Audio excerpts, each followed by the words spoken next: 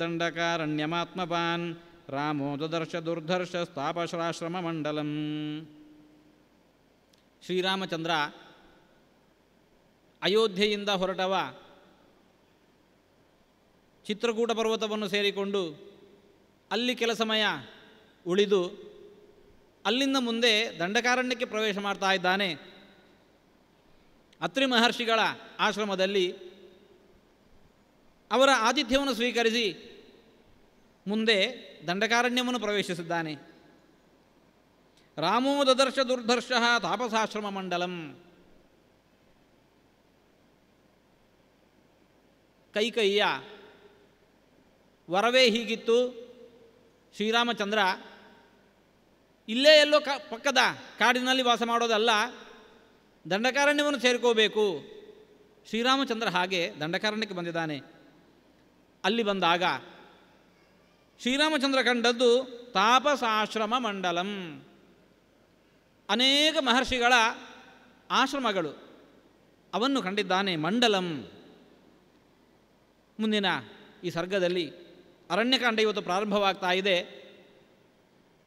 ದಂಡಕಾರಣ್ಯದಲ್ಲಿರುವಂತಹ ಋಷಿಗಳ ಆಶ್ರಮಗಳು ಹೇಗಿದ್ದುವು ವರ್ಣಿಸ್ತಾ ಇದ್ದಾರೆ. ಕುಶಚೀರ ಪರಿಕ್ಷಿಪ್ತಂ ಬ್ರಾಹ್ಮ್ಯಾಲಕ್ಷ್ಮ್ಯ ಸಮಾವೃತಂ. ಎಲ್ಲೆಂದರಲ್ಲಿ ಋಷಿಮುನಿಗಳು ತಮ್ಮ ನಿತ್ಯಾನ್ಹಿಕಕ್ಕೆ ಬಳಸಿಕೊಳ್ಳುವಂತಹ ದರ್ಭೆ, ನಾರುಮಡಿಗಳು ಇವೆಲ್ಲ ಅಲ್ಲಲ್ಲಿ ಕಾಣ್ತಾ ಇದ್ದಾವೆ. ಬ್ರಹ್ಮ ತೇಜಸ್ಸು ಆ ಆಶ್ರಮದಲ್ಲಿ ಸುತ್ತ ಎದ್ದು ಕಾಣ್ತಾ ಇದೆ. ಯಥಾ ಪ್ರದೀಪ್ತಂ ದುರ್ಧರ್ಷಂ ಗಗನೇ ಸೂರ್ಯಮಂಡಲಂ. ಆ ತೇಜಸ್ಸು ಹೇಗಿತ್ತು, ಮಧ್ಯಾಹ್ನ ಕಾಲದಲ್ಲಿ ನಡುನೆತ್ತಿ ಮೇಲೆ ನಿಂತಿರತಕ್ಕಂತಹ ಸೂರ್ಯ ಹೇಗೆ ಭಾರಿ ಬೆಳಗ್ತಾ ಇರ್ತಾನೆ, ಅಂತಹ ತೇಜಸ್ಸು ಆ ಆಶ್ರಮಗಳಲ್ಲಿ ಎದ್ದು ಕಾಣ್ತಾ ಇತ್ತು. ಶರಣ್ಯಂ ಸರ್ವಭೂತಾನಾಂ ಸುಸಂವೃಷ್ಟಾಜಿರಂ ಸದಾ. ಶರಣ್ಯಂ ಸರ್ವಭೂತಾನಾಂ, ಎಲ್ಲ ಪ್ರಾಣಿಗಳು ಕೂಡ ಅಲ್ಲಿ ವಾಸ ಮಾಡಿಕೊಂಡಿದ್ದಾವೆ. ಸಹಜವಾಗಿರತಕ್ಕಂತಹ ಜನ್ಮಜಾತವಾಗಿರತಕ್ಕಂತಹ ವೈರವನ್ನೂ ಕಳಕೊಂಡು ಆ ಆಶ್ರಮದ ಪ್ರಭಾವದಲ್ಲಿ ಅವೆಲ್ಲವೂ ಕೂಡ ಒಟ್ಟಿಗಿದ್ದಾವೆ. ಆ ಆಶ್ರಮದ ಅಂಗಳ ಇಷ್ಟು ಚೆನ್ನಾಗಿ ಸ್ವಚ್ಛವಾಗಿದೆ. ಸುಸಂವೃಷ್ಟ ಅಜಿರಂ ಸದಾ, ಸದಾಕಾಲಕ್ಕೂ ಕೂಡ ಸ್ವಚ್ಛವಾಗಿರತಕ್ಕಂತಹ ವಾತಾವರಣ ಸುತ್ತಮುತ್ತಲಲ್ಲಿ. ಮೃಗೈರ್ ಬಹುಭಿರಾಕೀರ್ಣಂ ಪಕ್ಷಿ ಸಂಘೈ ಸಮಾವೃತಂ. ನಾನಾ ಬಗೆಯ ಮೃಗಗಳು, ನಾನಾ ಬಗೆಯ ಪಕ್ಷಿಗಳು ಸಹಜವಾಗಿ ಆ ಅರಣ್ಯದಲ್ಲಿರತಕ್ಕಂತಹ ಆಶ್ರಮದಲ್ಲಿ ಅವು ನೆಲೆಸಿದ್ದುವು. ಪೂಜಿತಂಚೋಪನೃತ್ತಂಚ ನಿತ್ಯಂ ಅಪ್ಸರಸಾಂಗಣೈ. ಅಪ್ಸರಾಸ್ತ್ರೀಯರು ಅಲ್ಲಿ ಬಂದು ತಮ್ಮ ನರ್ತನ ಸೇವೆಯನ್ನು ಸಮರ್ಪಿಸ್ತಾ ಇದ್ದರು. ಅಲ್ಲಿ ಬಂದು ಆ ಮೂಲಕ ಆ ಆಶ್ರಮದ ಸೇವೆಯನ್ನು ನಿತ್ಯ ಮಾಡ್ತಾ ಇದ್ದರು. ವಿಶಾಲೈರಗ್ನಿಶರಣೈ ಸೃಗ್ಭಾಂಡೈರಜನೈ ಕುಶೈ. ಋಷಿಮುನಿಗಳಿಗೆ ಭಗವಂತನ ಆರಾಧನೆಗೆ ನಿತ್ಯಾನ್ಹಿಕಕ್ಕೆ ಬೇಕಾಗಿರತಕ್ಕಂಥ ಯಜ್ಞಶಾಲೆಗಳು ಅಲ್ಲಲ್ಲಿ ಯಜ್ಞಶಾಲೆಗಳಿದ್ದಾವೆ. ಆ ಯಜ್ಞಶಾಲೆಗಳಲ್ಲಿ ಯಜ್ಞೋಪಯೋಗಿಯಾಗಿರತಕ್ಕಂತಹ ಸೃವ ಭಾಂಡ ಮೊದಲಾಗಿರತಕ್ಕಂಥವುಗಳೆಲ್ಲ ಅಲ್ಲಿ ಶೋಭಿಸ್ತಾ ಇದ್ದಾವೆ. ಸಮಿದ್ಭಿ ತೋಯಕಲಶೈ ಫಲಮೂಲೈಶ್ಚ ಶೋಭಿತಂ. ಅಲ್ಲಲ್ಲಿ ಹೋಮಕ್ಕೆ ಬೇಕಾಗಿರತಕ್ಕಂತಹ ಸಮಿತ್ತುಗಳ ರಾಶಿ, ಅಲ್ಲಲ್ಲಿ ಕಲಶಗಳ ಸಮೂಹ, ನಾನಾ ಬಗೆಯ ಫಲಮೂಲಗಳನ್ನು ಗೆಡ್ಡೆ ಗೆಣಸುಗಳನ್ನು ಕೂಡ ಹುಟ್ಟಿದ್ದಾರೆ. ಇವೇ ಆ ಅಗ್ನಿಶಾಲೆಗೆ ಒಂದು ದೊಡ್ಡ ಶೋಭೆ. ಅರಣ್ಯೈಶ್ಚ ಮಹಾವೃಕ್ಷೈ ಪುಣ್ಯೈ ಸ್ವಾದುಫಲೈರ್ವೃತಂ.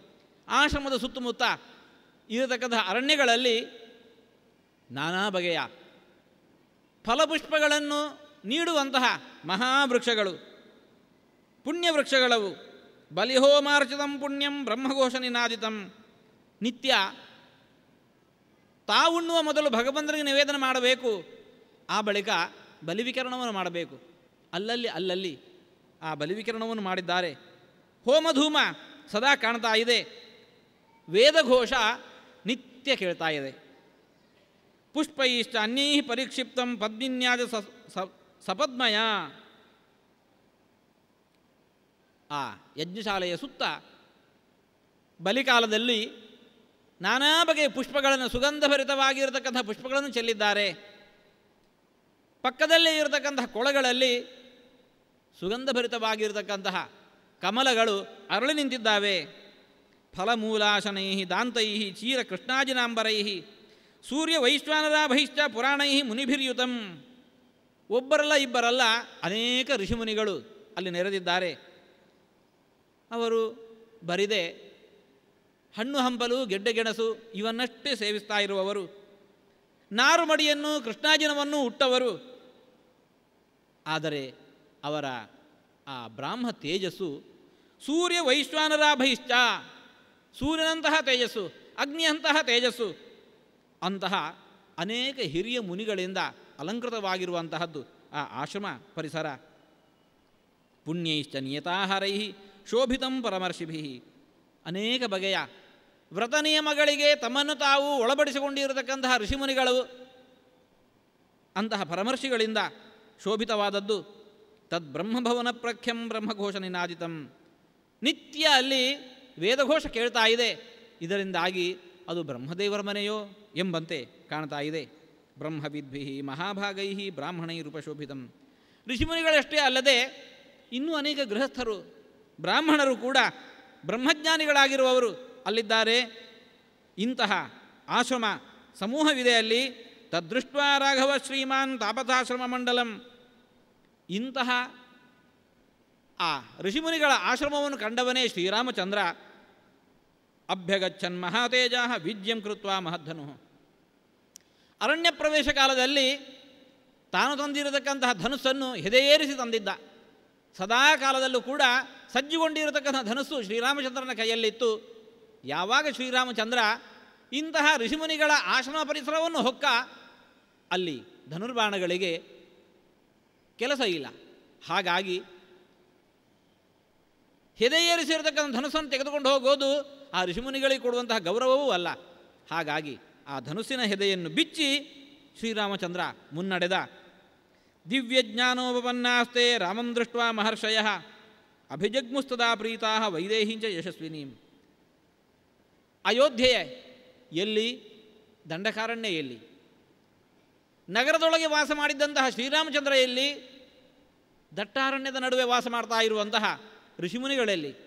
ಹಾಗಾಗಿ ವಾಸ್ತವದಲ್ಲಿ ಆ ಋಷಿಮುನಿಗಳಿಗೆ ಶ್ರೀರಾಮಚಂದ್ರನ ಪರಿಚಯ ಇರುವಂತಹದ್ದು ಅದು ಅಸಂಭವನೀಯ. ಆದರೆ ಋಷಿಮುನಿಗಳು ಸಾಮಾನ್ಯರಲ್ಲ. ಅವರು ದಿವ್ಯಜ್ಞಾನೋಪನ್ನಾಸ್ತೆ, ದಿವ್ಯಜ್ಞಾನವನ್ನು ಪಡೆದಿರತಕ್ಕಂತಹವರು.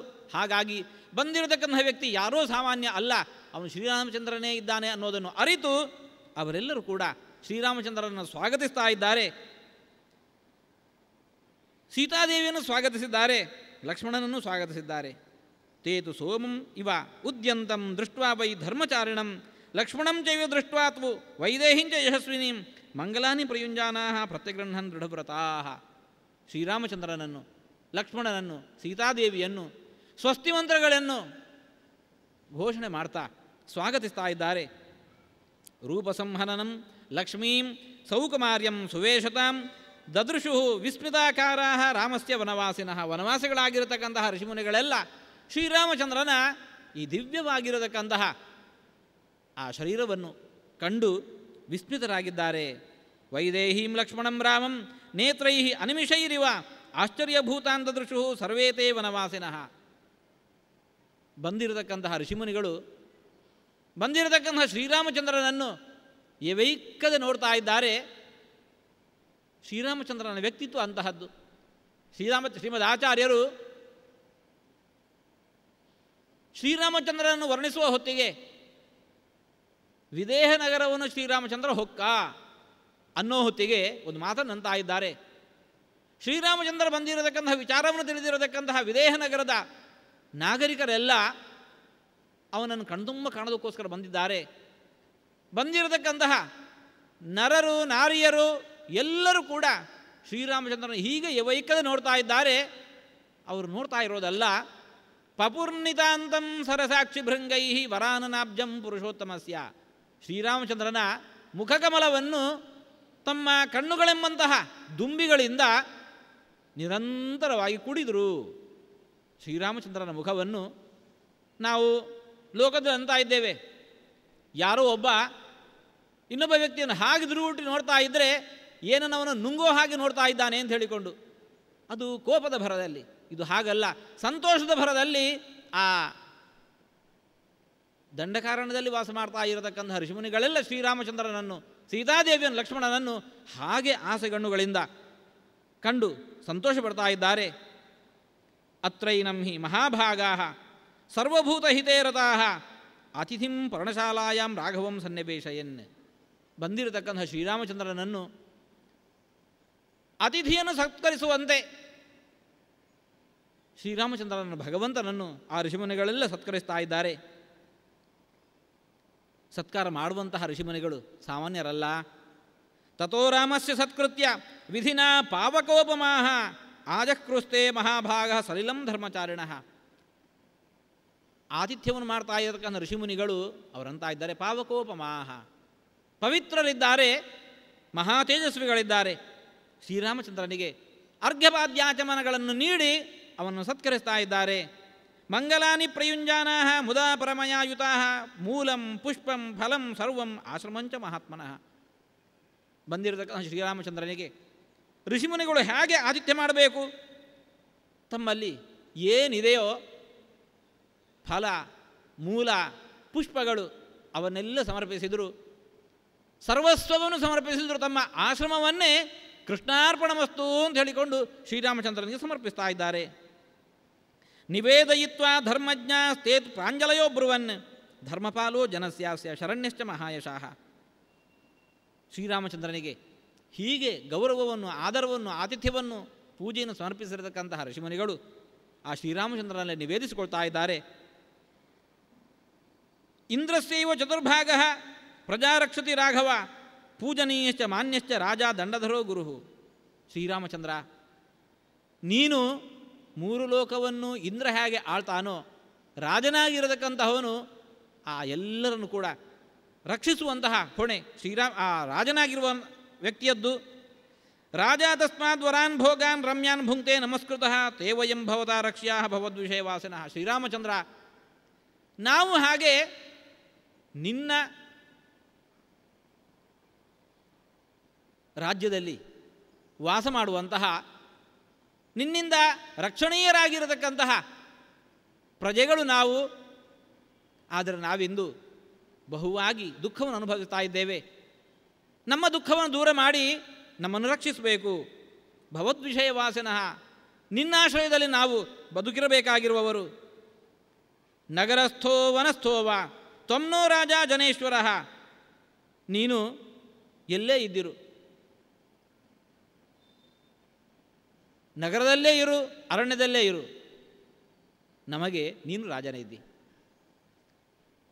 ರಾಜನಾಗಿರುವವನ ಕರ್ತವ್ಯ ಪ್ರಜೆಗಳ ರಕ್ಷಣೆ.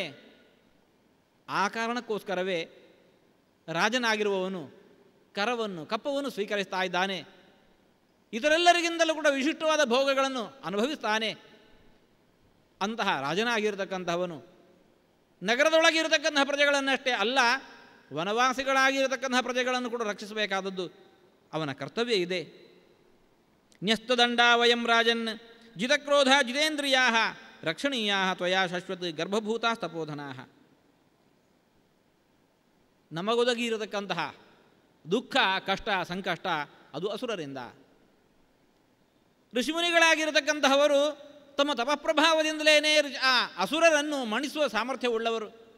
ಆದರೆ ಅವರಂತ ಇದ್ದಾರೆ, ನ್ಯಸ್ತದಂಡಾಹ ವಯಂ, ಯಾರ ಮೇಲೂ ಕೂಡ ನಾವು ದಂಡಧಾರಣೆಯನ್ನು ಮಾಡೋದಿಲ್ಲ. ಜಿತಕ್ರೋಧಾಹ, ಕ್ರೋಧವನ್ನು ಗೆದ್ದವರಿದ್ದೇವೆ ನಾವು, ಯಾರ ಮೇಲೂ ಕೂಡ ಕೋಪಗೊಳ್ಳೋದಿಲ್ಲ. ಕ್ರೋಧವನ್ನಷ್ಟೇ ಅಲ್ಲ, ಜಿತೇಂದ್ರಿಯಾಹ, ಇಂದ್ರಿಯಜಯವನ್ನು ಸಂಪಾದಿಸಿಕೊಂಡಿರತಕ್ಕಂತಹವರು. ಅಂತಹ ನಮ್ಮನ್ನು ಇವತ್ತು ನೀನು ರಕ್ಷಿಸಬೇಕು. ರಕ್ಷಣೀಯ ತ್ವಯಾ ಶಾಶ್ವತ ಗರ್ಭಭೂತ ತಪೋಧನಾ. ಗರ್ಭದೊಳಗಿರತಕ್ಕಂಥ ಶಿಶುವನ್ನು ತಾಯಿಯಾಗಿರ್ತಕ್ಕಂಥವಳು ಹೇಗೆ ಜೋಪಾನವಾಗಿ ರಕ್ಷಣೆ ಮಾಡ್ತಾಳೋ, ನಾವೆಲ್ಲ ನಿನಗೆ, ರಾಜನಾಗಿರತಕ್ಕಂಥ ನಿನಗೆ ನಾವೆಲ್ಲ ಹಾಗೆ ರಕ್ಷಣೀಯರಾಗಿದ್ದೇವೆ. ನಮ್ಮನ್ನು ರಕ್ಷಿಸು. ಏವ ಮುಕ್ತ ಫಲೈರ್ ಮೂಲೈ ಪುಷ್ಪೈರನ್ಯೈಶ್ಚ ರಾಘವಂ ವನ್ಯೈಶ್ಚ ವಿವಿಧಾಹಾರೈ ಸಲಕ್ಷ್ಮಣಮಪೂಜಯನ್. ಹೀಗೆ ಆ ಋಷಿಮುನಿಗಳು ಬಂದಿರತಕ್ಕಂತಹ ಶ್ರೀರಾಮಚಂದ್ರನನ್ನು ಸ್ವಾಗತಿಸಿ ಸ್ವಸ್ತಿ ಮಂತ್ರಗಳಿಂದ ಆರಾಧಿಸಿ ತಮ್ಮಲ್ಲಿರತಕ್ಕಂತಹ ಫಲ ಮೂಲ ಪುಷ್ಪಗಳನ್ನು ಸಮರ್ಪಿಸಿ ಆ ಬಳಿಕ ಅವನಲ್ಲಿ ತಮ್ಮ ಸಂಕಷ್ಟವನ್ನು ನಿವೇದಿಸಿಕೊಂಡಿರುವವರು ಮತ್ತೆ ಪುನಃ ವನದಲ್ಲಿ ಸಿಗುವಂತಹ ಆ ಫಲ ಮೂಲ ಪುಷ್ಪಗಳಿಂದ ಶ್ರೀರಾಮಚಂದ್ರನನ್ನು ಅರ್ಚಿಸಿದ್ದಾರೆ. ತಥಾನ್ಯೇ ತಾಪಸಾ ಸಿದ್ಧಾ ರಾಮಂ ವೈಶ್ವಾನರೋಪಮಾಹ ನ್ಯಾಯವೃತ್ತ ಯಥಾನ್ಯಾಯಂ ತರ್ಪಯಾಮಾಸುರೇಶ್ವರಂ. ಬಂದಿರತಕ್ಕಂತಹ ಶ್ರೀರಾಮಚಂದ್ರನನ್ನು ಭಗವಂತನನ್ನು ಋಷಿಮುನಿಗಳೆಲ್ಲರೂ ಕೂಡ ಈ ರೀತಿಯಾಗಿ ಪ್ರಾರ್ಥಿಸಿ ತಮ್ಮ ಸರ್ವಸ್ವವನ್ನು ಕೂಡ ಆತನಿಗೆ ಸಮರ್ಪಿಸಿ ಅವನ್ನು ಅರ್ಚಿಸಿದ್ದಾರೆ ಎಂಬಲ್ಲಿಗೆ ಅರಣ್ಯಕಾಂಡದಲ್ಲಿ ಪ್ರಥಮ ಸರ್ಗ ಮುಕ್ತಾಯವಾಗ್ತಾ ಇದೆ. ಶ್ರೀಕೃಷ್ಣ ಅರ್ಪಣಮಸ್ತು.